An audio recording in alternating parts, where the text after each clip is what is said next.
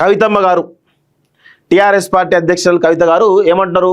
BRS హయాంలో జరిగినటువంటి అన్యాయానికి క్షమాపణ చెప్తా ఉన్నారు. సో మంచిదే, ఆమె క్షమాపణ చెప్పడము, వాళ్ళు ఆ 10 సంవత్సరాల హయాంలో జరిగినటువంటి దానికి అన్యాయానికి క్షమాపణ చెప్తా ఉన్నారు, మంచిదే. ఇప్పుడు ఈ క్రమంలో కేటీఆర్ కానీ, హరీష్ రావు కానీ, కేసీఆర్ కానీ, సంతోష్ రావు కానీ, పోచంపల్లి శ్రీనివాసరెడ్డి లాంటి వాళ్ళు ఎవరైతే కీలకంగా ఉన్నారో వీళ్ళందరూ కూడా 100% తెలంగాణ సమాజానికి క్షమాపణ చెప్పి తీరాల్సిందే. అప్పుడే తెలంగాణ ప్రజలు మిమ్మల్ని నమ్మేటువంటి ఆస్కారం ఉంటుంది. ఇప్పుడు రేవంత్ రెడ్డి ప్రభుత్వం పైన విపరీతమైనటువంటి నెగిటివిటీ ఉంది. కానీ ఆ నెగిటివిటీ ఏదైతే ఉందో అది బీజేపీకో టర్న్ కావాలి, లేకపోతే బీఆర్ఎస్కో టర్న్ కావాలి. బీజేపీ తెలంగాణలో చితికిల పడిపోయింది, ఇప్పట్లో కోలుకునే పరిస్థితి కనబడతలేదు. ఇంకొక వైపు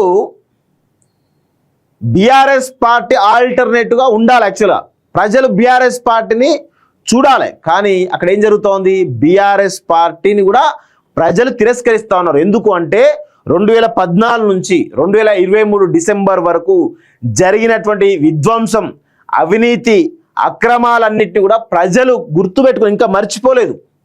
అందుకే బీఆర్ఎస్ పైన ఇంకా కూడా ప్రజలకి పాజిటివ్ కార్నర్ రావట్లేదు. కొంత వస్తూ ఉన్నది. వాళ్ళు ఏం చేయాలి? వాళ్ళు గత బీఆర్ఎస్ 10 ఏళ్ల కాలంలో జరిగినటువంటి తప్పులను ఒప్పుకోవాలి. ప్రజలదే తప్పని చెప్పేసి కేసీఆర్, కేటీఆర్ వీళ్ళందరూ మాట్లాడుతూ ఉన్నారు. ఇదా మీరు చేసేటువంటి పరిస్థితి. కనీసం ఇక్కడ రేవంత్ రెడ్డి పాలన పైన జరుగుతున్నటువంటి ఇన్ని అంశాలు, ఇన్ని లోపాలు జరుగుతుంటాయి, ఒక్కదాని మీద కూడా సరైనటువంటి పోరాటం ఉండదు. ఫీజు రింబర్స్మెంట్ మీద పోరాటం ఉండదు, రైతు భరోసా మీద పోరాటం ఉండదు. ఏ విషయంలో కూడా కనీసం పోరాటం కూడా చేయలేకపోతుంది, చితికిలబడిపోతుంది బీఆర్ఎస్ పార్టీ. మరి మిమ్మల్ని ప్రజలు ఎట్లా నమ్ముతారు? అంటే వీళ్ళు ఏంటంటే ఒక ధీమాతో ఉన్నారు. రేవంత్ రెడ్డి చాతగాని చావలేని పాలన చేస్తూ ఉన్నాడు, పనికిరాని పాలన చేస్తూ ఉన్నాడు, ఎట్లయినా సరే ప్రజలు మాకు ఓట్లు వేస్తారని ధీమాతో ఉన్నట్టున్నారు కనబడతా ఉంది. కానీ అంత ఈజీగా ఉండదు, గుర్తుపెట్టుకోండి. ప్రజలు తిరస్కరిస్తే, మిమ్మల్ని కూడా తిరస్కరిస్తే కనుక మీరు కనీసం కోలుకోలేని పరిస్థితిలో ఉంటారనేది గుర్తుపెట్టుకోవాలి. ప్లేడే పిహెచ్డి అంశంలో 3 లక్షల దాకా నష్టపోయారు సింగరేణి కార్మికులతో టీఆర్ఎస్ అధ్యక్షురాలు కవిత. పవన్ కళ్యాణ్ పై దేశద్రోహం కేసు పెట్టాలి.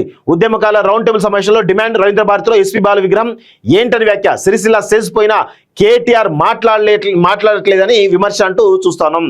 సో బీఆర్ఎస్ హయాంలో సింగరేణి కార్మికులకు అన్యాయం జరిగిందని తెలంగాణ రక్షణ సేన అధ్యక్షురాలు కల్వకుంట్ల కవిత ప్లేడే ఆదివారాలు పిహెచ్డి పెయిడ్ హాలిడేల విషయంలో జరిగిన తప్పిదం వల్ల కార్మికులు 2 లక్షల నుంచి 3 లక్షల వరకు ఆర్థికంగా నష్టపోయారని తెలిపారు. ఈ విషయంలో కార్మిక వర్గానికి కవిత క్షమాపణ తెలిపారు. ఒక కార్మిక వర్గానికి కాదు, తెలంగాణ సమాజం మొత్తానికి కూడా మీరు క్షమాపణ చెప్పాలి. అప్పుడే మిమ్మల్ని కొంత నమ్మేటువంటి అవకాశం ఉంటుంది అనేది చాలా స్పష్టంగా ఈరోజు కల్వకుంట్ల కుటుంబం అంతా కూడా గుర్తుపెట్టుకోవాలి. మీరు చేసిన విధ్వంసం అంతా ఇంత కాదు, మామూలు విధ్వంసం చేశారా?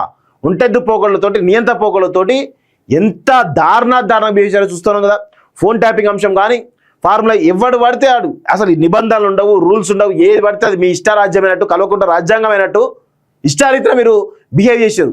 అందుకే ప్రజలు మిమ్మల్ని బండకేసి కొడితే ఈరోజు కేసీఆర్ ఇంకా 2.5 సంవత్సరాలు 3 సంవత్సరాల దగ్గరికి వస్తుంది, ఇంకా కోలుకునే పరిస్థితిలో ఉన్నాడు. అది మీ యొక్క పరిస్థితి.